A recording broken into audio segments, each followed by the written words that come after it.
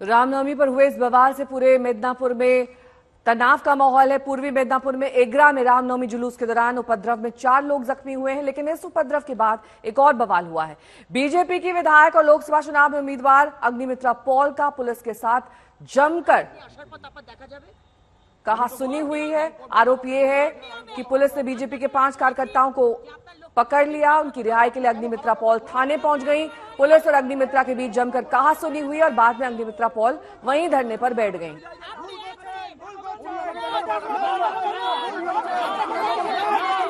সাহস হয় কি করে বলা যে আমার আপনার এফআইআর মানে নিতে পারবো না, আপনি আসার পর তারপর দেখা যাবে। আমি তো বললাম শঙ্কর বাবু আমাকে ফোন করেছিলেন, আমি বললাম আমি আসছি। আপনাকে আমি বলেছি যে আপনার লোককে বলে দিন কথা বলুন। তো আপনি কেন খারাপ ব্যবহার করবেন?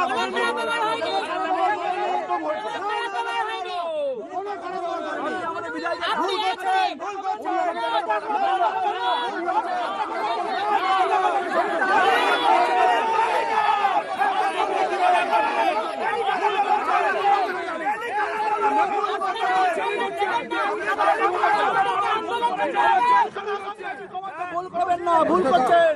আমরা জেল খাচ্ছি পানির জন্য, একবারে ভুল করবেন না, ভুল করছেন আপনি।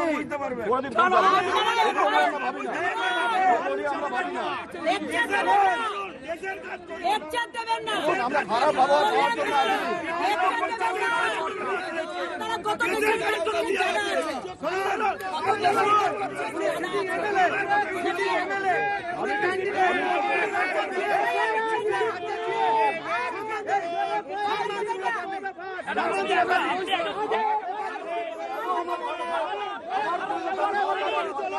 খারাপ ব্যবহার করা হয়নি।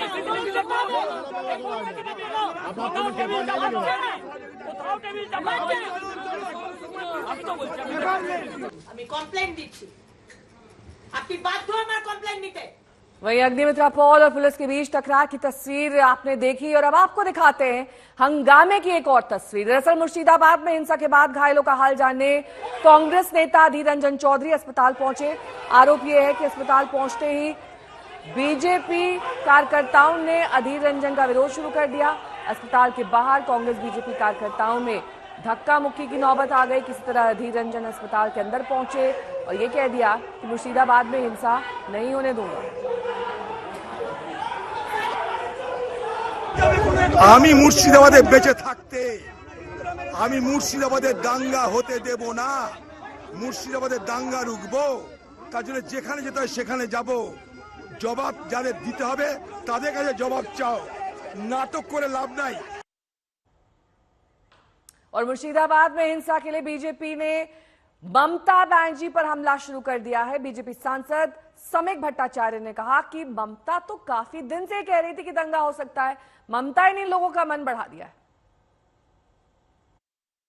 अरे ये तो होना ही था, इन लोगों को मन बढ़ा दिया। राज्य की मुख्यमंत्री पिछले 4 दिन से लगातार वो यही बोलते आ रही है कि रामनवमी का दिन एक दंगा का दिन है। कुछ लोग दंगा करना चाहते हैं, भाजपा दंगा करना चाहते हैं, तो इसीलिए जो भी गाली दे, गाली मतलब जय श्री राम का ध्वनि, जो भी जय श्री राम ध्वनि देगा उसी समय सब लोग अल्लाह की नाम करके शांति की दुआ करना, तो मन बढ़ा दिया। और रेजीनगर में राम भक्त अल्पसंख्यक है, ये लोग पथराव कर दिया। आज रेजीनगर में हो रहा है, कल दूसरा किसी जगह पर हो रहा है। तो आज पश्चिम बंगाल की जनता को सारे राजनीतिक विभाजन के ऊपर उठकर यह सोचना चाहिए, फिर से पश्चिम बंगाल एक बंटवारा देखेगा। फिर से ममता जी का कारण पश्चिम बंगाल का भीतर एक नया बांग्लादेश पैदा हो जाएगा। कहां जा रहा है यह राज्य? कौन सा यह राजनीति चल रहे इस राज्य पे?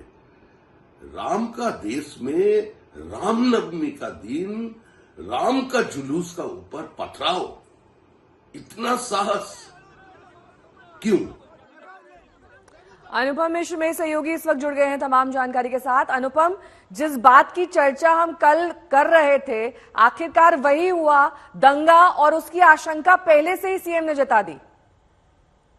जी बिल्कुल नेहा, जिस तरह से कल रात में 2 जगहों पर हिंसा हुई है, मुर्शिदाबाद और ईस्ट मिदनापुर के एगरा में, तो ये आशंका पहले ही जताई जा रही थी।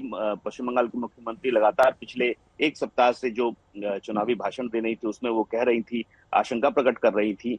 और मुर्शिदाबाद के बारे में खास तौर पर उन्होंने कहा था, जब चुनाव आयोग ने मुर्शिदाबाद के डीआईजी मुकेश कुमार को हटा दिया था तो उन्होंने कहा था कि मुझे पता है कौन अफसर किस दंगे को नियंत्रित कर सकता है। तो इस साल भी हावड़ा में तो काफी पुलिस का बंदोबस्त किया गया था। जो 2 जुलूस निकले, मैं खुद वहां पे था, लगातार काफी सेंट्रल फोर्सेस भी वहां पर तैनात की गई थी। लेकिन इन दोनों जगहों पर जहां पर आशंका व्यक्त नहीं, मतलब जहां पर और भी हो सकता है पुलिस को ज्यादा बंदोबस्त करना चाहिए था, वहां पर ये हिंसा की खबरें आ रही हैं एगरा, ईस्ट मिदनापुर और मुर्शिदाबाद के रेजी नगर इलाके से।